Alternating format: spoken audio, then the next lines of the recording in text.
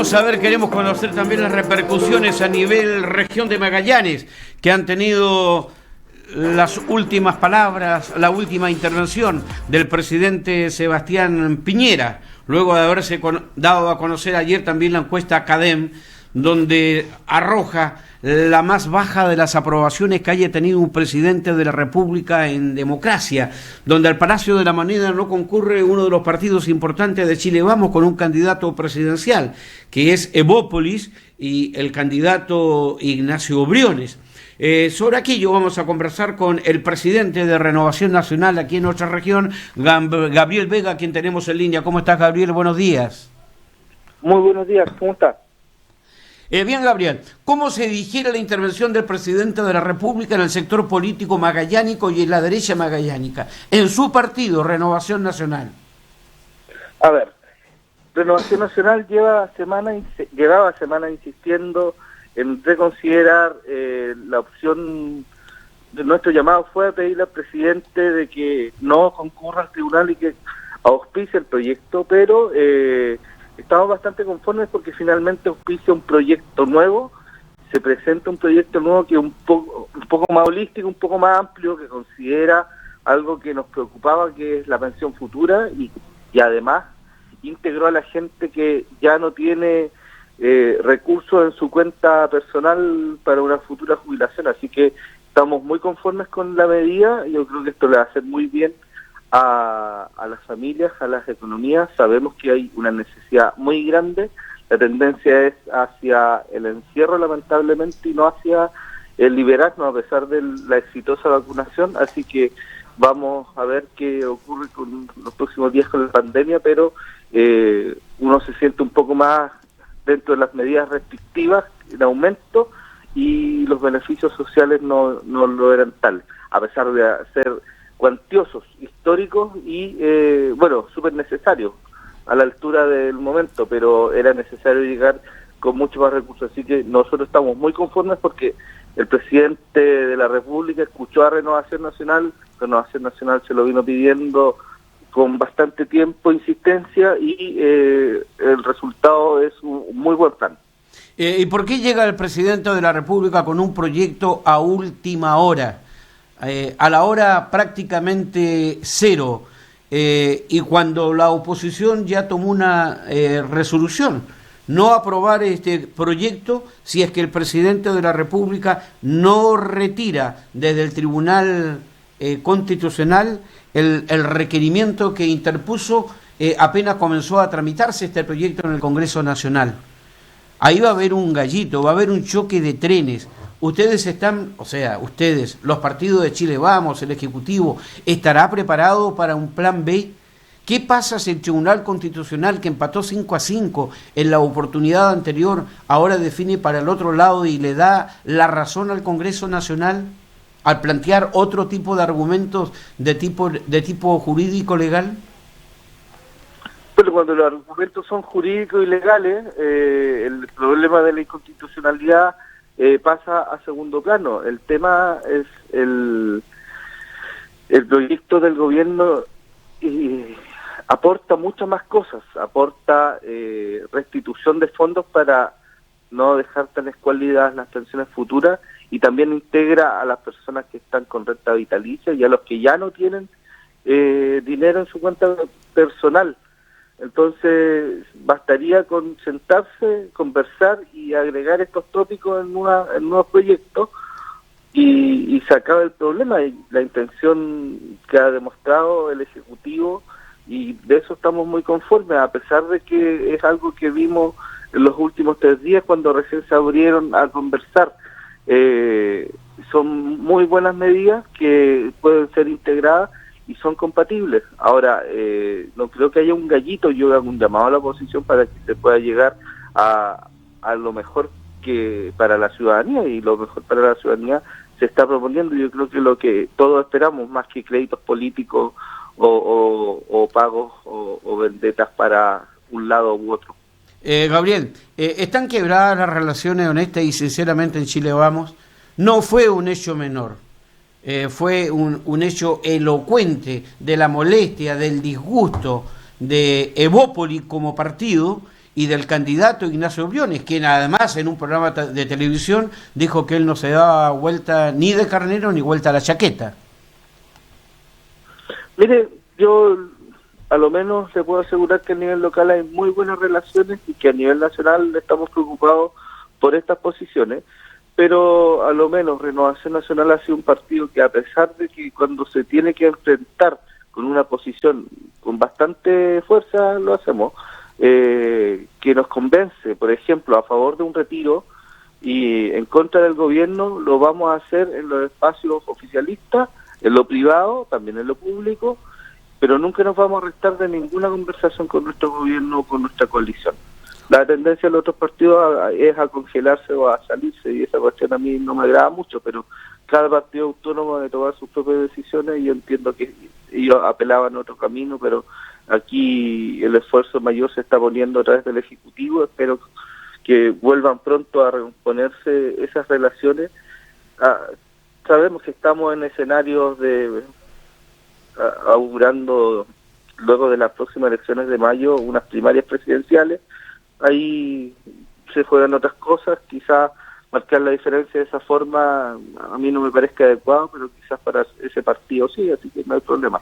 Gabriel, ¿no cree usted que fue más justamente por exigencia de los partidos, de los candidatos a presidentes, a diputados, a senadores, a todos los que van a ponerse a disposición de la comunidad el próximo 15-16 de mayo, que van al acto electoral? Vale decir, esa presión política ejercida por los partidos y por los parlamentarios, los que hicieron definitivamente a Sebastián Piñera tomar esta decisión para no quedarse absolutamente solo en la moneda. Quizás haya algo de eso, quizás haya un tema de cálculo electoral. No podría asegurarlo. Yo tengo la convicción de que a lo menos en Renovación Nacional estaba esa sensibilidad con mucha calle, sobre todo en candidaturas, en campañas, donde nos dábamos cuenta de que la gente necesitaba recursos, no solo para sortear estos temas de las barreras de entrada a los beneficios estatales, que han sido bastante buenos, han sido cuantiosos, Chile ha sido líder en Latinoamérica, lo menos en el barrio, en la entrega de bonificación hacia las personas, pero que no estaban llegando a todos, que no iban a ser suficientes. El fisco no tenía la capacidad de resolver una crisis de la envergadura que estamos viviendo. Y además, con más tendencia al encierro, con más personas cada día más en cuarentena, en fase de ese tipo, que en la liberación. Entonces, finalmente, mientras no hayan fórmulas mejores, nosotros íbamos a estar en esa posición, muy sentida, con mucha convicción. Ahora, me parece mucho mejor lo que está proponiendo el gobierno, considera a las personas que ni siquiera tenían dinero en las cuentas, y también a personas con renta vitalicia, y también pensando en el futuro de las pensiones. Renta vitalicia, de manera más holística. Renta vitalicia es un crédito, un crédito blando a largo plazo. En 5 años tiene que... Sí, y el retiro desde ahora igual. El retiro. Es que finalmente se van a reponer esos fondos. El tema es acceder a los fondos para que no tengan repercusiones en las pensiones futuras. Gabriel, te queremos agradecer la gentileza, te despertamos temprano por la mañana para conocer tus primeras reflexiones del Desde sector temprano estamos de Renovación Nacional. Así que ningún problema.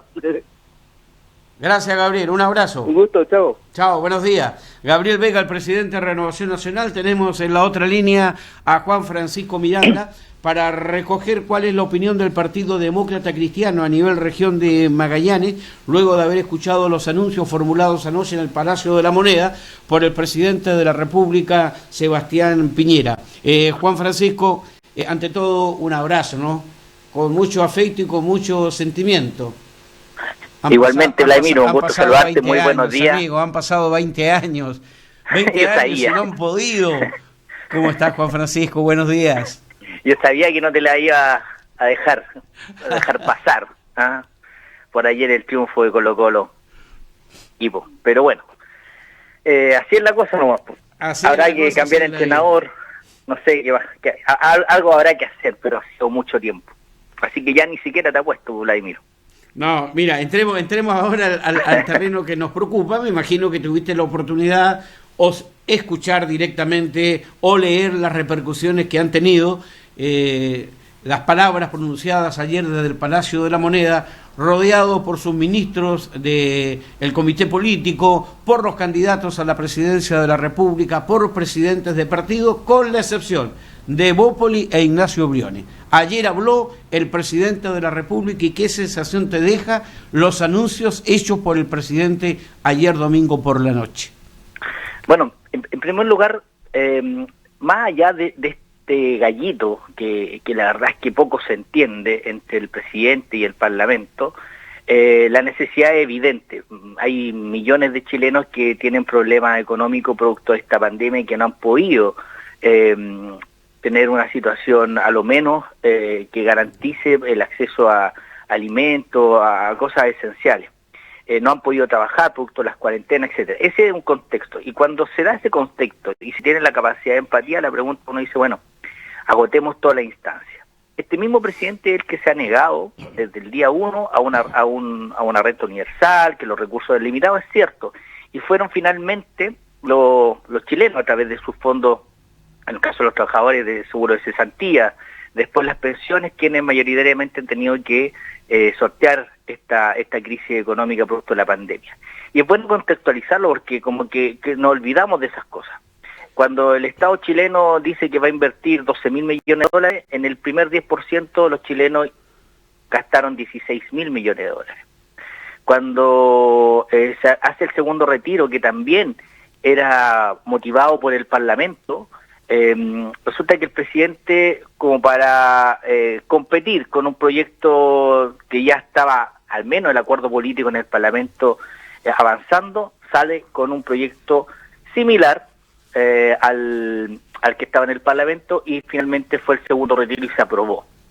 Y esta vez, cuando también, producto también de la extensión de esta crisis, con estos retrocesos, en muchas ciudades en términos de las cuarentenas y obviamente las repercusiones que eso significa, el Parlamento también con bastante proactividad, y yo diría que con un acuerdo incluso mayor que los anteriores desde el punto de vista político, con fuerzas de gobierno principalmente o partidarios del gobierno, saca un proyecto de este tercer retiro que también es mucho mejor que el anterior porque incorporaba a las personas que están con renta vitalicia y una serie de otras mejoras.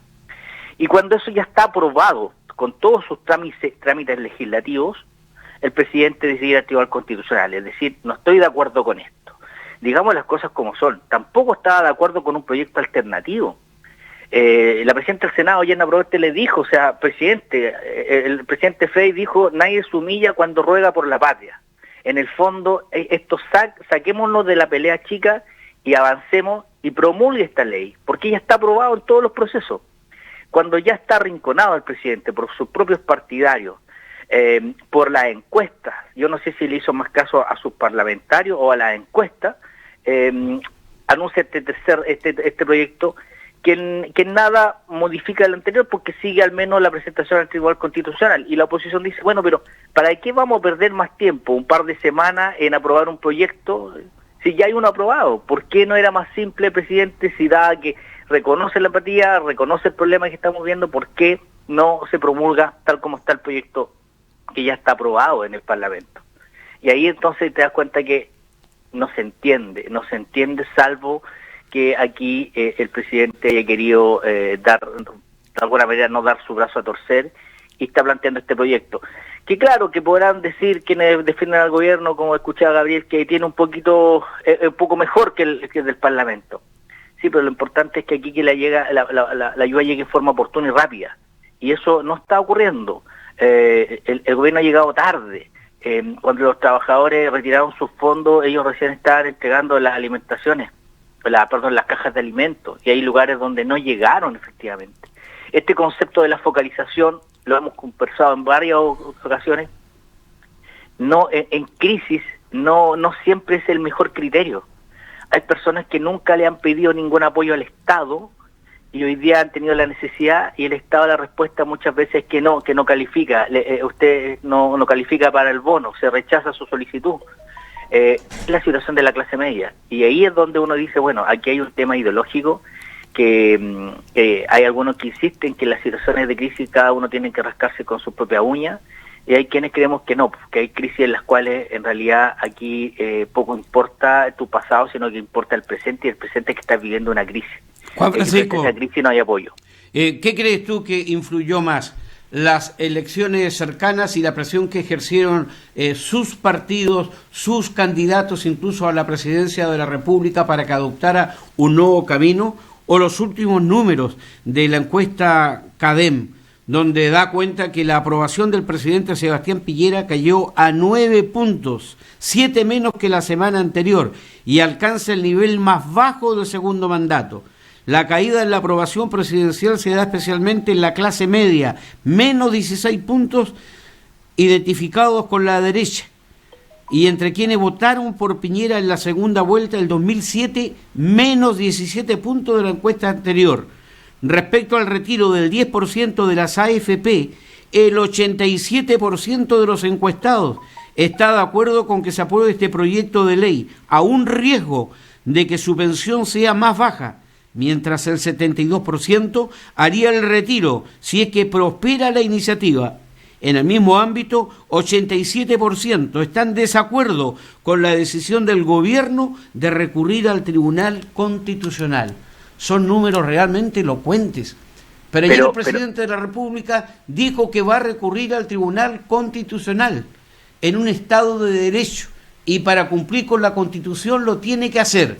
Mientras tanto, que ha dicho la oposición, nosotros estamos en condiciones de dialogar, pero una vez que salga del Tribunal Constitucional, que quite el presidente de la República del Tribunal Constitucional este requerimiento que impediría hacer ley lo que aprobó la Cámara de Diputados y el Senado el último viernes. Sí, un poco lo primero, la primera pregunta. Yo creo que el presidente, dado su ego, le hace más caso a la encuesta que a sus partidarios, porque en realidad sus partidarios le estaban diciendo no solo hace días, sino que hace semanas, incluso en algunos casos meses, de que liderara este 10%, tercer retiro. Y el presidente no lo escuchó, y no lo escuchó hasta última hora, y yo creo que tampoco lo escuchó, básicamente escuchó la encuesta, y ahí es donde le duele al presidente, por una parte. Sus partidarios lo veían claramente, esta mirada del gobierno iba a afectar la elección. Claramente yo creo que eso también era la preocupación de los partidarios del gobierno. Ahora, ¿qué hay detrás? Un poco lo que te decía. El presidente, frente a esta posición dura de ir al tribunal, de restarse el 10%, en el fondo lo que está tratando de hacer es demostrar que este régimen es presidencialista y que por lo tanto toda iniciativa legal que tiene que ver financiamiento solo es exclusiva del presidente. Pero recordemos que estos proyectos son parte de una reforma constitucional, o sea, en el fondo, recordemos, por algo los conos son tan altos, tiene que haber un rango constitucional y una modificación. Entonces, bueno, es un tema legal que en realidad poco entienden, yo tampoco lo entiendo mucho, lo único que necesitamos es que la gente pueda retirar este tercer retiro.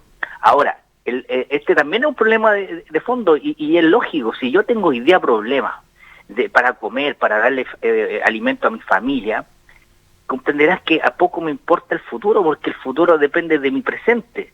Entonces, en ese sentido, el Estado chileno creo que ha sido tremendamente injusto y absurdo, porque teniendo hoy día la capacidad de endeudamiento a nivel internacional, teniendo ahorros a través de bonos en el extranjero, ha decidido no invertir esos recursos en los chilenos.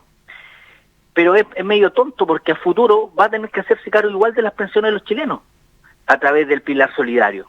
Entonces la pregunta es si al final de cuentas igual lo va a tener que pagar el Estado. ¿Por qué el Estado le pidió no es que le pidió, por qué obligó a los chilenos a ocupar sus fondos previsionales y además sus seguros de cesantía?